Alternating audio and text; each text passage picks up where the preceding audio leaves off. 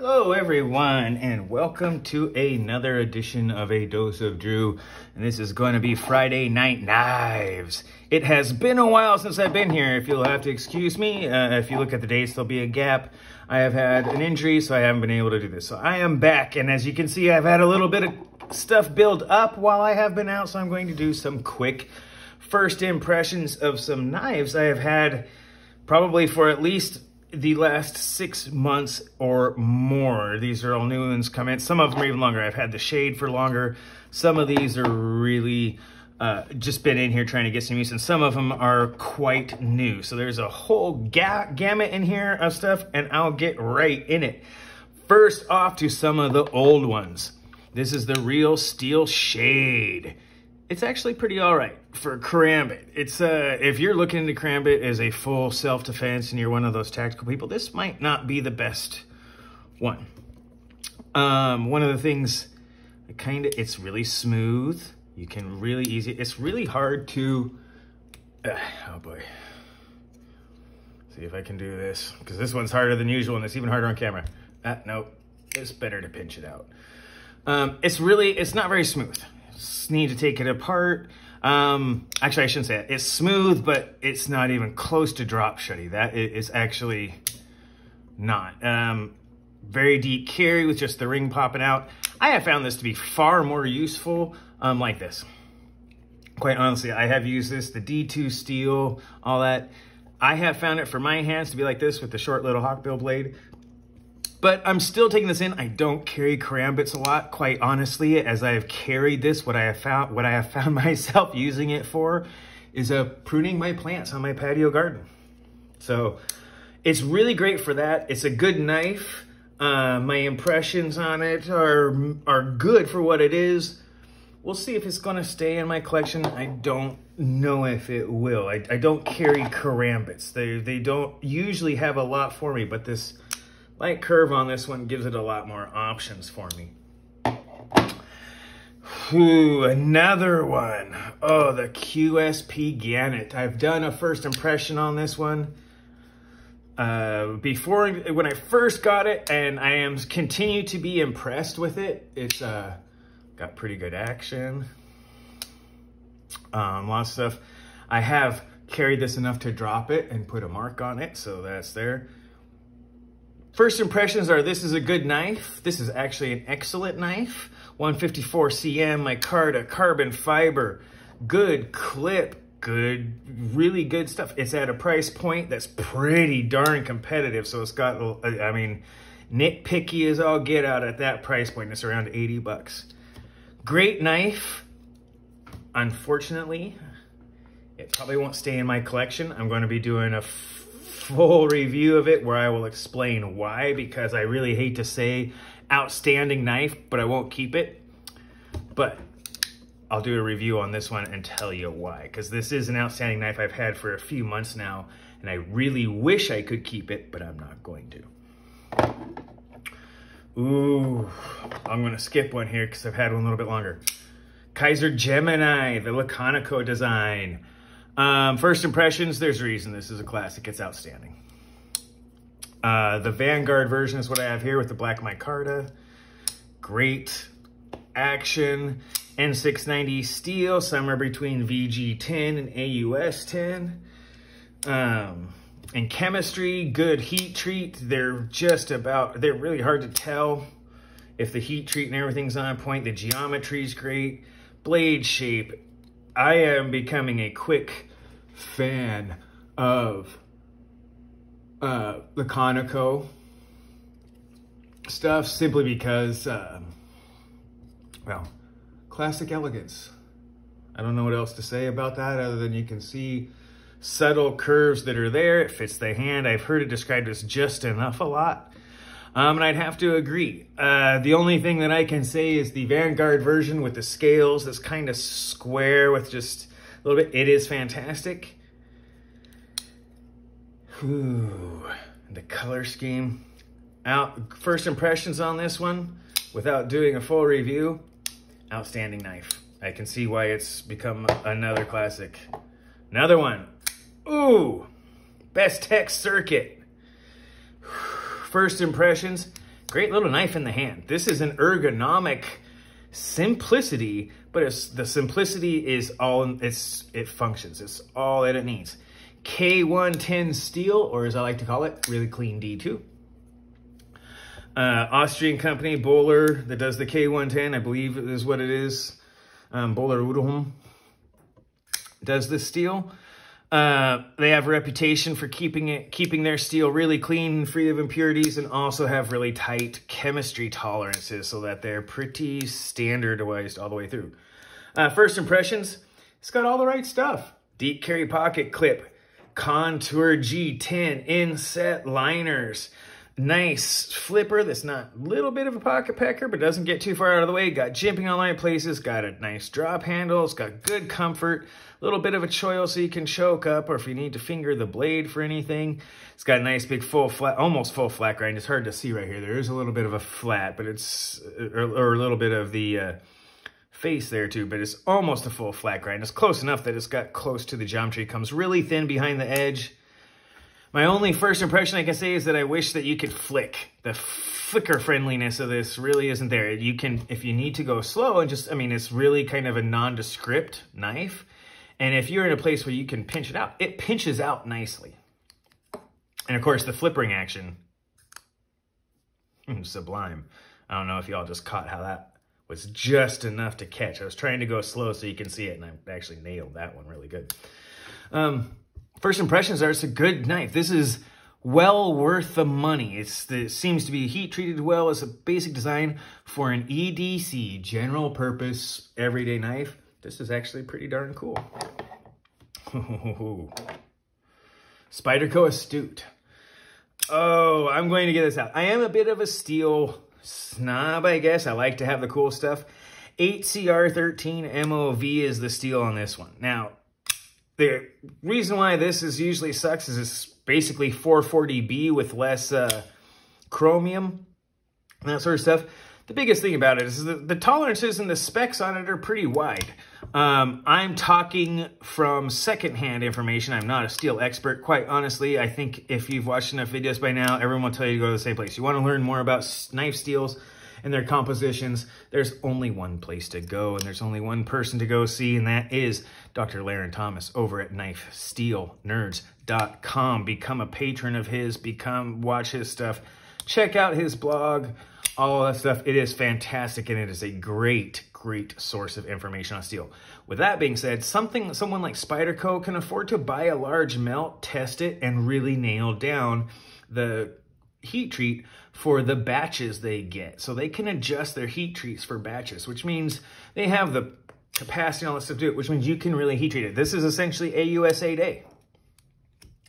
AUS 8, which is a clean steel, Takafu Japanese, I believe, who makes that. I could be wrong, but I believe that's what it is. It might even be Hitachi. If someone wants to correct me, please do. Again, Knife Steel Nerds. But it's clean. This one's got 8CR13. I just went way off on the steel because that's the worst thing to say about this knife. It's just it's got the classic handle. This handle reminds me a lot of hand wood carving tools where you can really get that narrow pinch in there. You can pinch it and really get tip. You can get in like that. This is a fantastic little EDC blade, little EDC handle. If you are a fan of the standard Spyderco clip, I am not. I like deep carry. This is great. A lanyard that puts it on the back. This is actually fantastic. I know there's a lot of people like that, but this keeps it protected. It has the Spyderco tube. It's not chamfered or anything, but that tube really makes it, that blade's never going to hit. There's no damaging your lanyard. It will stay there. And this is a really good place to have it because honestly, if you are like this and you have the lanyard coming off and you can wrap that around your pinky and get that nice, that's going to provide you with leverage over that you can use. And it's, especially if you're ever going to choke down. And for anyone who wonders, that's what that little divot in the Ultimate Hunter's for, just saying. So you can lash it with the lanyard and put your fingers there to do it and choke down on it to hack. I'll go into that in my review of that one. Anyway, nice lobed handle, great general drop point. good little EDC knife. This is not fancy, tactical, or anything like that, but for general, everyday use. Easily sharpenable, doesn't hold an edge forever, but it holds it good enough if you don't use your knife a lot. If you're carrying it because you use it, say, once a week or something like that, or you do a little bit of letter opening, you know, maybe a couple of tape things. You open up a few boxes, packages, a couple letters, maybe some string. If you do like 2 or 3 things like that a week, this will last pretty well. The rest of it, for the price, outstanding quality. It is a Chinese Spyderco, but it is done very well. Hard to go wrong. I'm really, my impressions of the Astute are actually an outstanding EDC knife, even if it isn't flashy.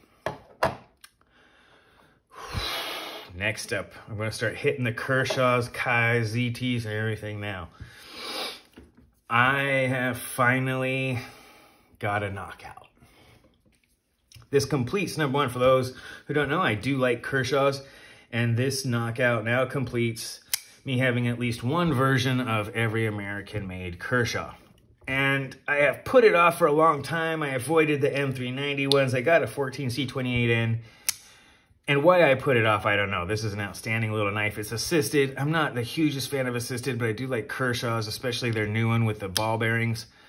But I gotta tell you, this is...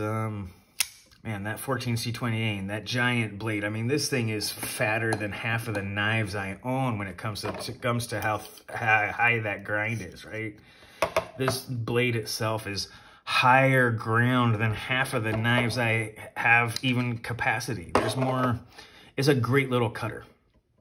Big, fat, thick blade, tough 14C28N. Great steel. 14C28 is one of my actual favorite budget steels. 14C28N and D2 on the budget side are probably my 2 favorite. And I really shouldn't even call 14C28N budget. It's just not an expensive steel to buy and work with, but it is an outstanding steel for a lot of good uses.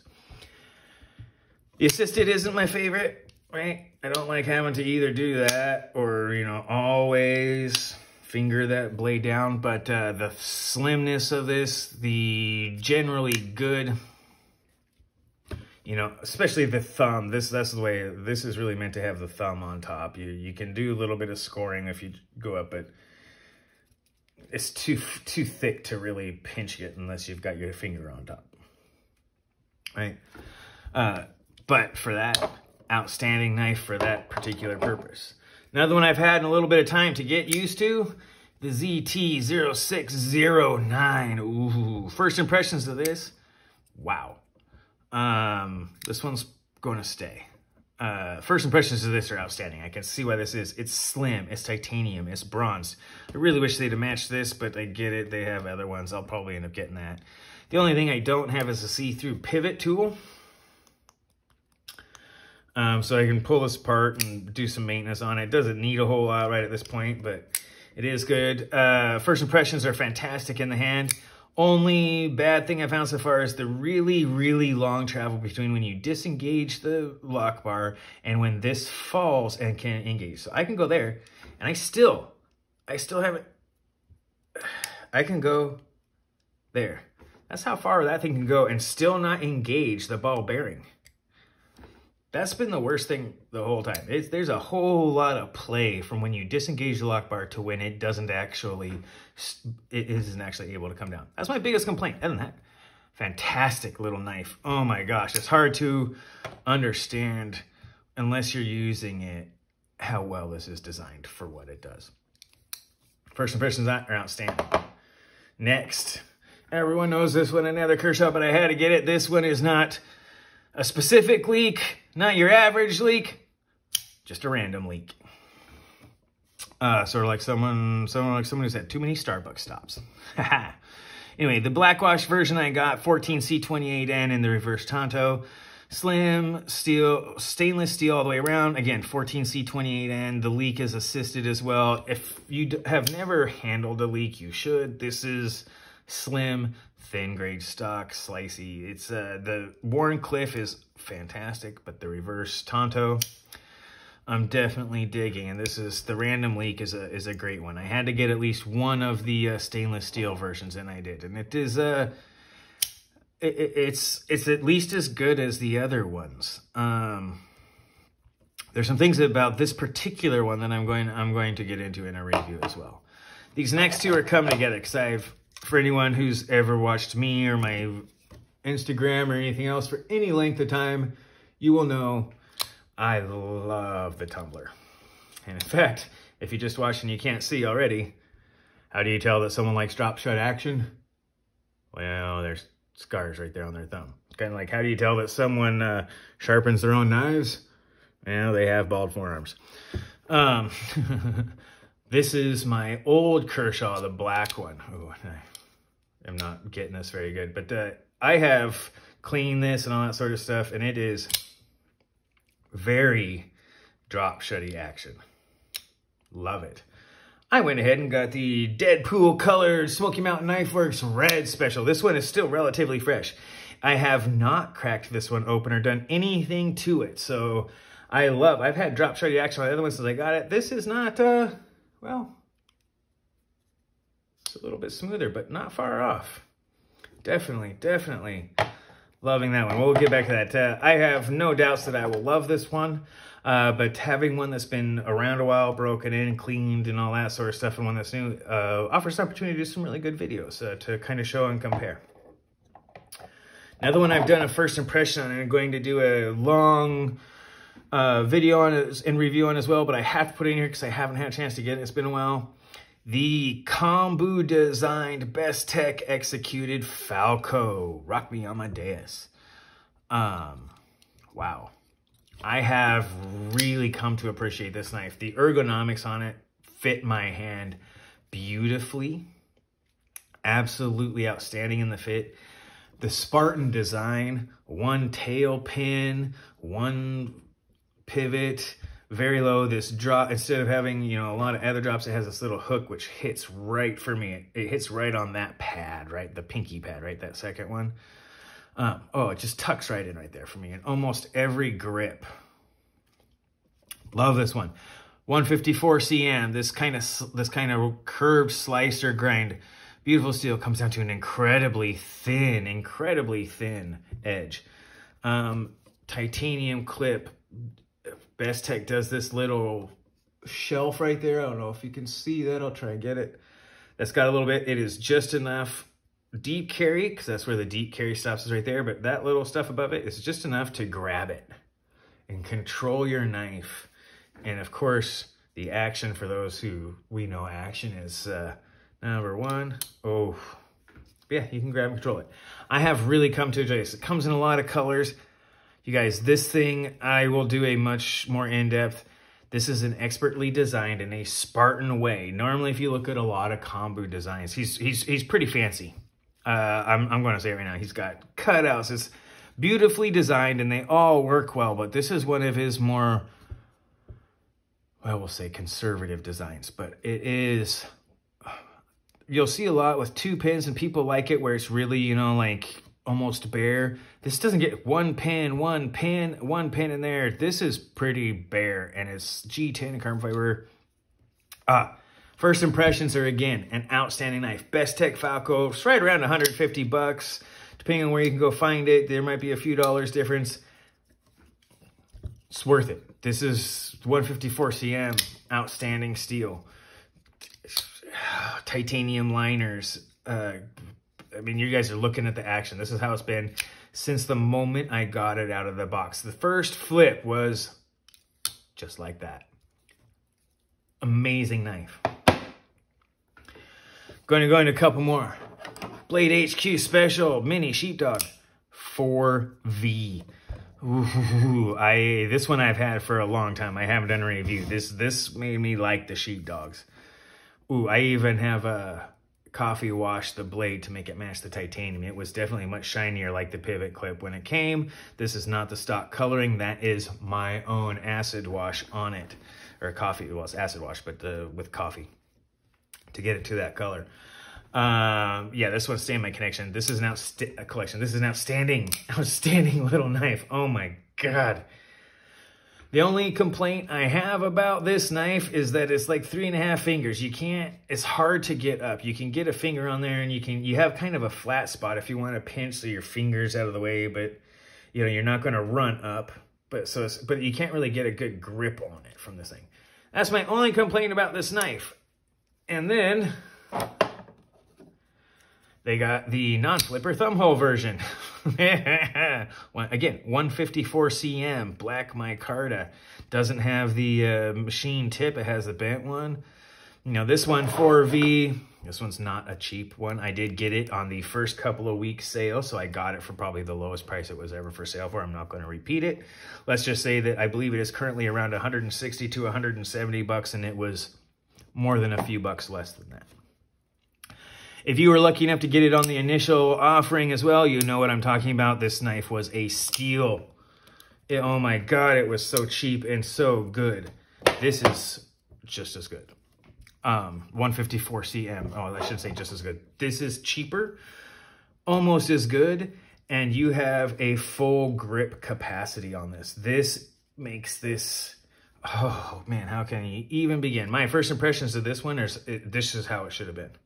The thumb hole opening on this one, or the hole opener on this one, reverse flick, thumb flick. Action is fantastic. You still can get back and chop with it, but you can also choke up. And now you have a full 4-finger grip. You can pinch grip this, so you can slice down, go in. You essentially get a default choke up, and you can even still get, oh man, you can get way up. And without the flipper tab, you do still, and being able to pinch grip, this could do food prep in a half, and a necessary. You can get your fingers out of the way of a flat spot. This is, I hope they do this with some of the more expensive ones. Cause yeah, baby, give us this version. My God, give me the, if nothing else, give me the black screws, the gray, give me the black screws, the gray machine tip, and the gold pivot collar, and give it to me in 4V like this. Man, and give me a black wash or something on it so that it, you know, it has a little, 4V ain't stainless. You guys, Bestech, Sheepdog Knives, man, you guys, I'm telling you right now, get more of these out there. I know people like the flippers and all that stuff, but, oh, baby, this is, especially on the Mini where you can now get a full 4-finger grip. I have room left over, bigger fingers if you have, since this is a Knife Center exclusive, if you have slightly larger than average hands, you'll probably fill out this whole thing. That's one for you, Neo. Hard to not gush too much over this one. My first impressions of the Sheepdog are great. My first impressions of the hole opening version of the Sheepdog, even better. Another one that I'm getting, I've got a couple here. You can see the Azo designed tuxedo style or stormtrooper style, whichever you want to say, Kaiser. This one here is the Mini Doman. N690, again, not my favorite steel, but it ain't bad. It's tough enough, has decent enough edge holding, and when it's heat treated properly. And yeah, I mean, it's tough enough, got good enough edge holding. It's easy to sharpen. We all know VG10 can, and N690, AUS10, they can all be sharpened on general ceramic stones, Japanese stones. Pretty much any sharpening medium that you have out there for most ceramics, I mean diamonds, of course. And it takes a fantastical edge.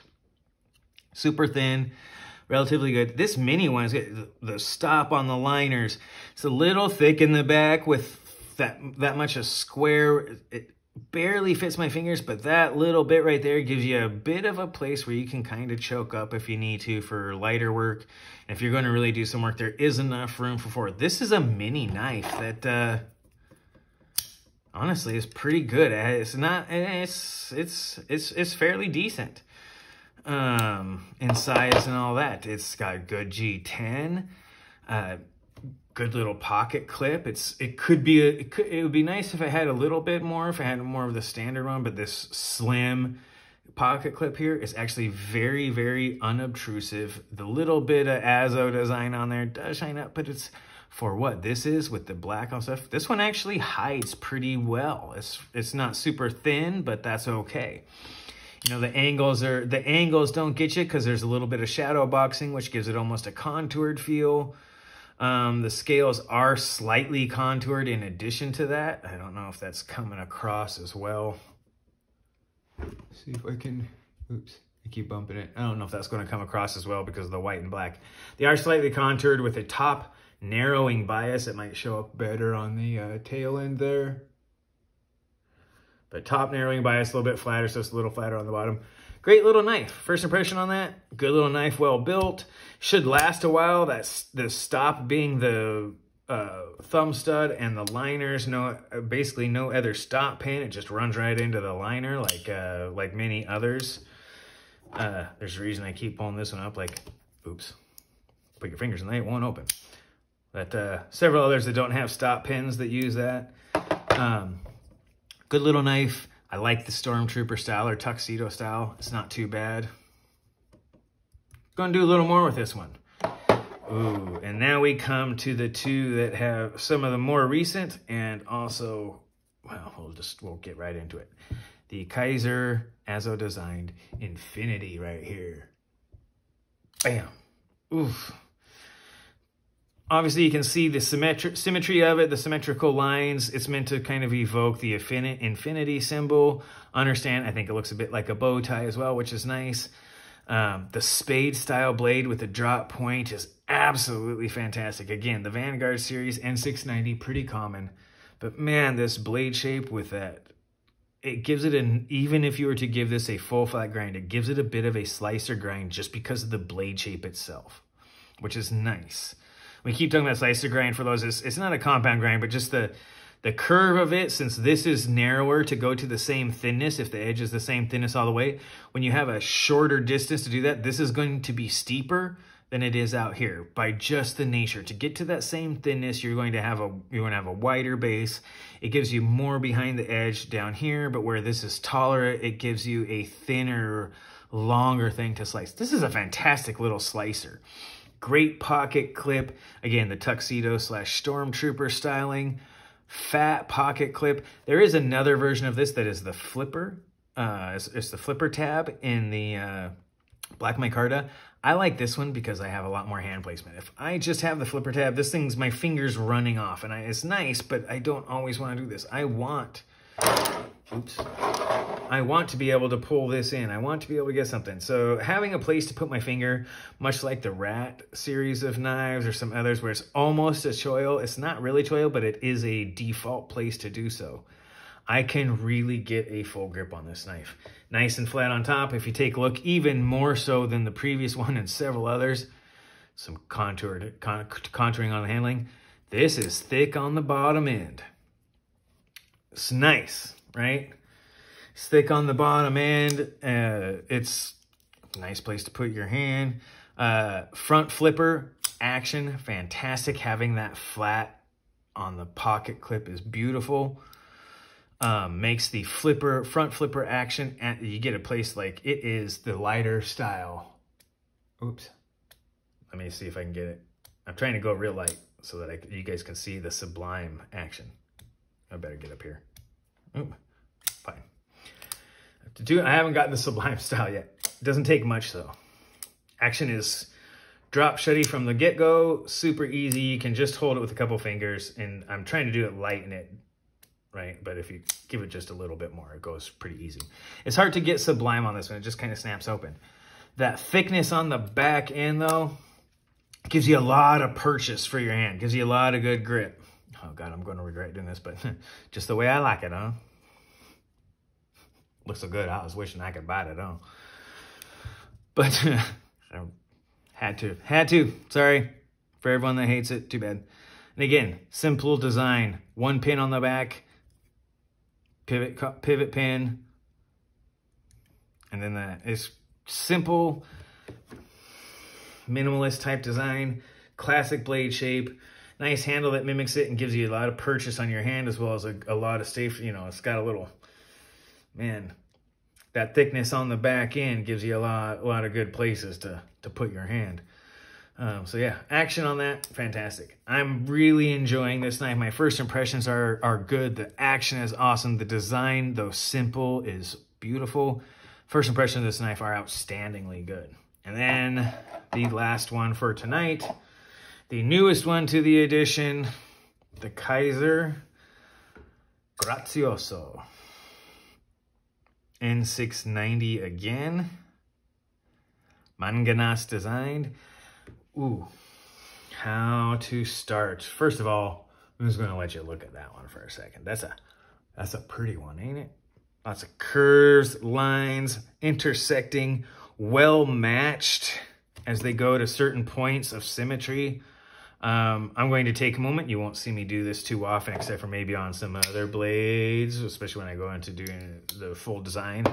Good design is common.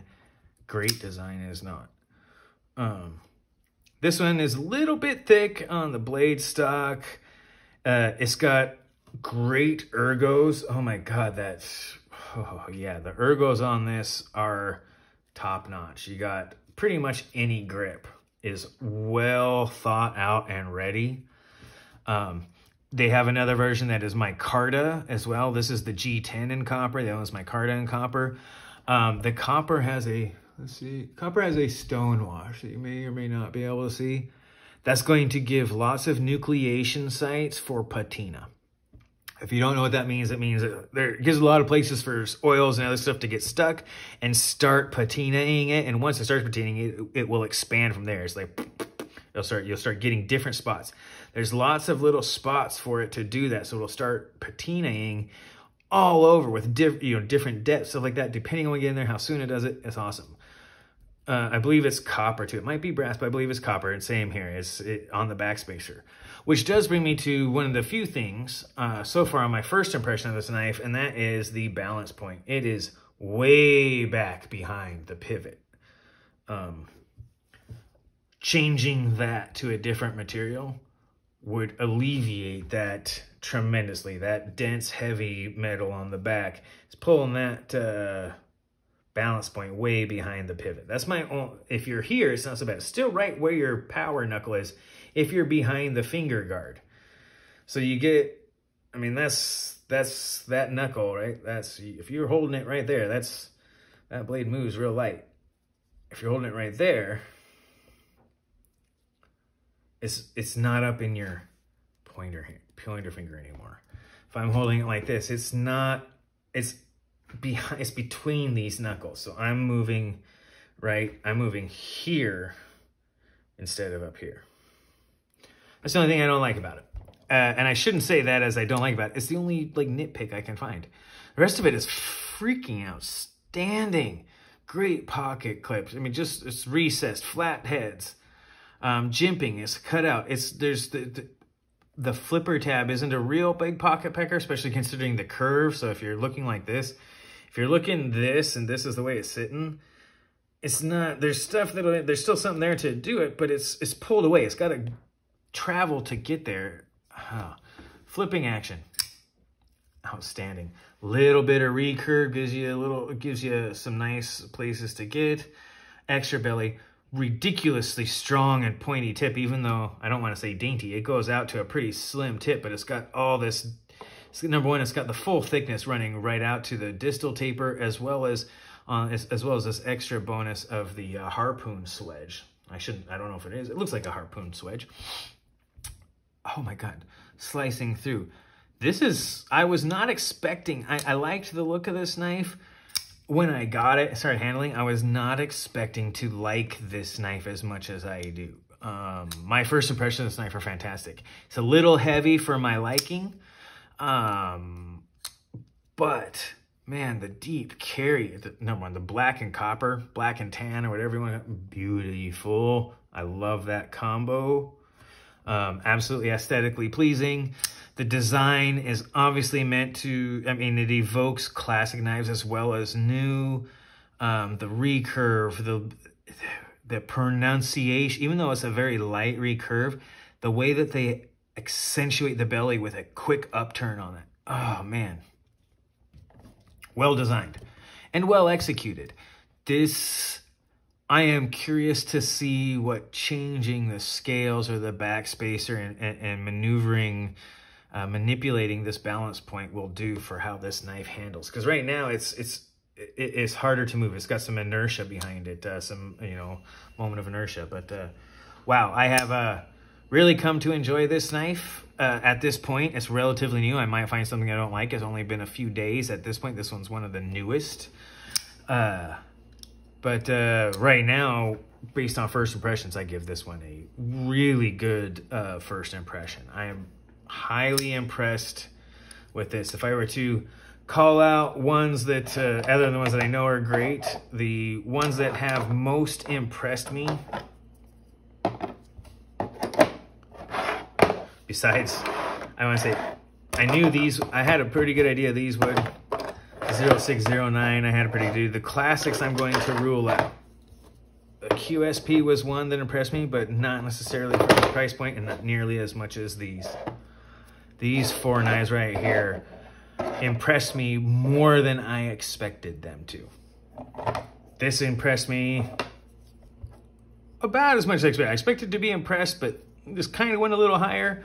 This one gave it up a little bit. I was expecting a lot from the Sheepdogs. These went way in above and beyond the expectations. That's my first impressions of those. This has been my impressions moment video. So you guys let me know how you feel about that. This has been my first impressions of a bunch of knives. And again, this has been a dose of Drew. I am said Drew. Go ahead and watch, like, comment, subscribe, all that good stuff to get the algorithm watching and talking to me and getting people watching my stuff. So go ahead and do that twice. Watch it twice. Call me in the morning, or comment in the morning, and come on back for some more. This has been Drew from A Dose of Drew, or Andrew from A Dose of Drew, and you guys all have a great night. Thank you.